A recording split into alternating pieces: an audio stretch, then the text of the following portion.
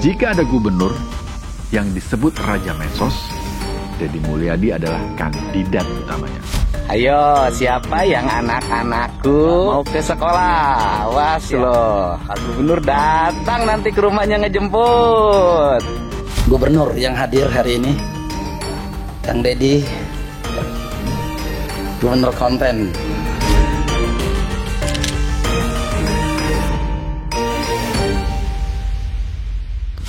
Di tengah turunnya kepercayaan publik pada politisi, nama Deddy Mulyadi muncul sebagai anomali. Dekat dengan rakyat dan gencar tampil di media sosial, baik itu YouTube, Instagram, maupun di TikTok. Kang Deddy Mulyadi, atau yang akrab disapa KDM atau Bapak Aing, begitu fenomenal, namun juga kontroversial.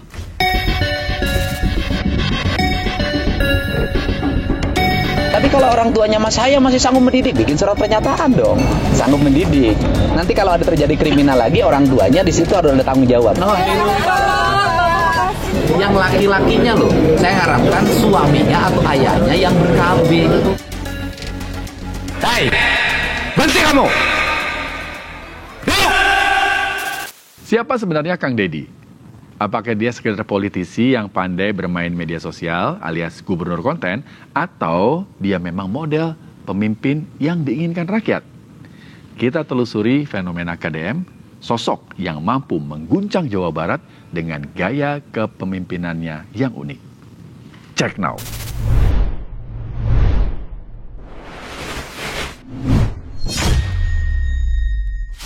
Deddy Mulyadi lahir pada 11 April 1971 di Subang, Jawa Barat, sebagai anak bungsu dari 9 bersaudara.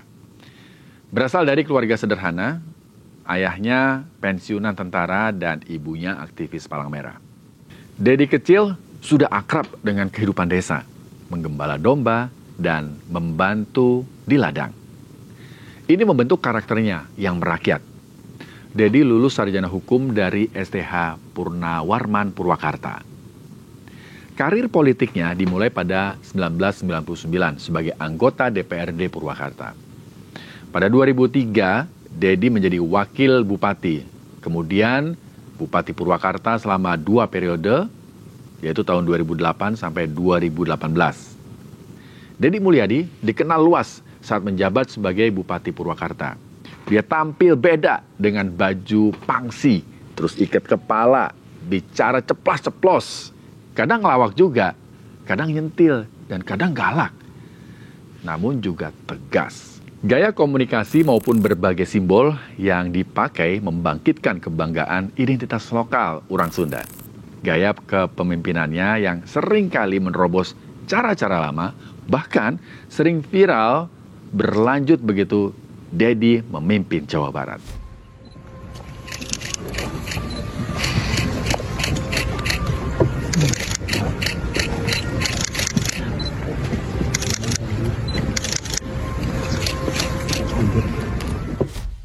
Gebrakan Kang Deddy Mulyadi bahkan sudah dimulai beberapa hari sebelum dirinya dilantik sebagai Gubernur Jawa Barat periode 2025-2030.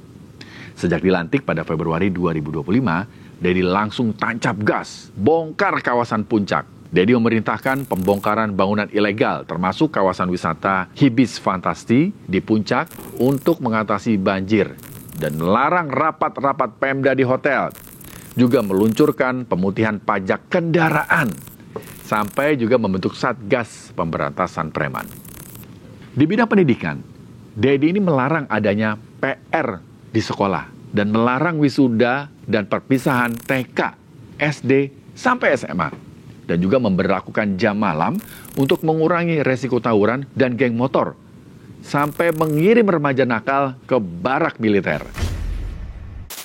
Meski bagi sebagian kebijakan Kang Deddy dibilang cukup nendang, tapi nggak semua kebijakan disambut positif semua orang. Program mengirim anak bermasalah ke barak militer ini menuai kritik dari KPAI dengan alasan dianggap melanggar hak anak. KDM pun dilaporkan ke Bareskrim Polri. Ini kan terkait dengan pidana. Keluhan dari siswa itu sebetulnya bukan bagian dari yang harus dibuktikan. Tapi ada temuan dari KPAI dan lain sebagainya lalu kebijakan ini tidak ada payung hukumnya, sedangkan negara kita kan negara hukum. Itu juga kan tidak melibatkan tenaga ahli pendidikan yang mengerti tentang psikologi anak. Mana ada masa membentuk karakter anak digundulin, dipakein baju militer. Saya terima kasih atas kritik, saran, bahkan tuduhan dan pelaporan sebagai gubernur yang melanggar hak asasi manusia, melanggar hak-hak anak. Bagi saya ini adalah bagian dari resiko yang mesti saya hadapi di tengah-tengah concern dan upaya saya agar anak-anak di Jawa Barat memiliki masa depan yang baik.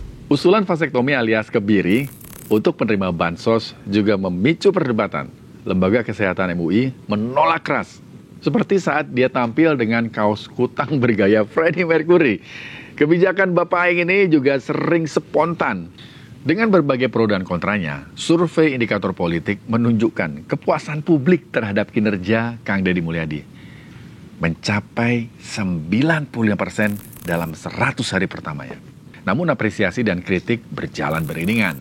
Dan itu adalah sebuah ciri khas kepemimpinan yang berani sekaligus memicu polemik.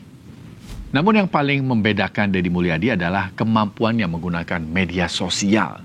Dia hadir di TikTok, YouTube, dan Instagram. Bukan hanya sebagai pejabat, tapi sebagai warga kebanyakan. Teman nongkrong di pasar dan di jalan. Yang tentunya ceritanya lebih enak ditonton daripada sinetron. Nah, lewat konten-kontennya, KDM ini menyampaikan pesan, membentuk opini, dan juga menunjukkan empati langsung kepada masyarakat kecil. Jika ada gubernur yang disebut Raja Medsos, Deddy Mulyadi adalah kandidat utamanya. KDM tidak butuh buzzer. Dengan 7,38 juta subscriber di YouTube dan jutaan pengikut di TikTok serta Instagram, Deddy Mulyadi telah mengubah cara pemimpin berkomunikasi. Sejak 2017, kanal YouTube-nya Kang Deddy Mulyadi Channel konsisten mengunggah aktivitasnya dari belusukan sampai juga membantu rakyat miskin. Julukan gubernur konten muncul dari Gubernur Kalimantan Timur Rudy Masud dalam rapat DPR pada April 2025. Kang Deddy menanggapi santai, mengklaim kontennya itu lebih menghemat anggaran iklan Jawa Barat dari 50 miliar rupiah menjadi hanya 3 miliar rupiah. Gubernur yang hadir hari ini, Kang Deddy, gubernur konten. Nah, mantap nih Kang Deddy nih. Dan terakhir tadi Pak Gubernur Kaltim mengatakan gubernur konten. Alhamdulillah dari konten yang saya miliki itu bisa menurunkan belanja rutin iklan. Biasanya iklan di Pemprov Jabar kerjasama medianya 50 miliar. Sekarang cukup 3 miliar tapi viral terus. Terima kasih. Tapi di balik viralnya konten ada kritik. Sebagian menilai ini sekedar pencitraan. Sementara lainnya melihat ini sebagai investasi politik untuk Pilpres di tahun 2029. KDM sekarang ini bekerja bagaimana menduplikasi diri atau mereplikasi dirinya mirip seperti gaya-gaya politik Pak Jokowi, dan itu sangat ampuh dalam medan pertarungan kepentingan elektoral di Pilpres sebelumnya kan. Kita melihat KDM sangat jeli melihat pergeseran zaman di mana sosmed sekarang ini sangat banyak dipakai terutama oleh kalangan Gen Z dan milenial untuk mendapatkan literasi dalam banyak hal termasuk literasi politik, sehingga KDM ini sangat agresif memanfaatkan sosmed sekaligus menyampaikan pesan politiknya kepada masyarakat. Jadi dengan sosmed saya kira KDM bekerja bagaimana membangun hubungan emosional yang lebih kuat dengan masyarakat. Dan yang disasar saya kira bukan hanya masyarakat Jawa Barat, tapi juga masyarakat Indonesia secara luas. Di tengah krisis kepercayaan publik terhadap politik, Kang Deddy hadir sebagai figur yang dianggap autentik. Meski kontroversial, Kang Deddy tahu kapan harus mengkombinasikan belusukan dengan branding, antara kumpul dengan jelata dan kapan memberi punchline.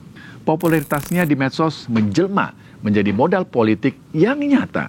Kang Deddy bukan sekedar pemimpin daerah, tapi juga influencer sosial dan politik dengan berbagai narasi yang menempel padanya.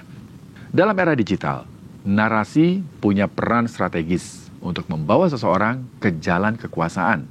Dan Kang Deddy tampaknya begitu menguasai. Penggunaan sosmed secara intensif bagi kepala daerah, saya kira seperti pedang bermata dua. Di satu sisi, cara itu memang sangat ampuh untuk membangun persepsi positif masyarakat, sekaligus mendekatkan diri kepada masyarakat secara cepat. Tetapi penggunaan sosmed yang berlebihan, di sisi lain, ini cenderung mengaburkan substansi. Karena sesungguhnya yang dikejar KDM dalam teori pencitraan itu kan seberapa banyak yang nonton, seberapa banyak yang like, dan seberapa banyak yang subscribe. Jadi ini cenderung mengaburkan substansi. Belum lagi kalau kita bicara soal etika atau regulasi yang mengharuskan seorang gubernur itu harus berkoordinasi dengan unit-unit kerja yang lainnya sehingga tidak terkesan seperti one man show. Tapi sejauh ini dalam konteks membangun pencitraan diri, saya kira KDM sangat berhasil dibanding kepala-kepala daerah yang lain dalam memanfaatkan sosmed. Fenomenal, kontroversial, namun juga otentik. Itulah Kang Deddy Mulyadi. Apakah cerita KDM hanya akan jadi obrolan warga di Jawa Barat dan di media sosial? Atau justru malah akan naik ke panggung nasional? Waktulah yang nanti akan bercerita. Saya Rizky Hasan. Sampai jumpa.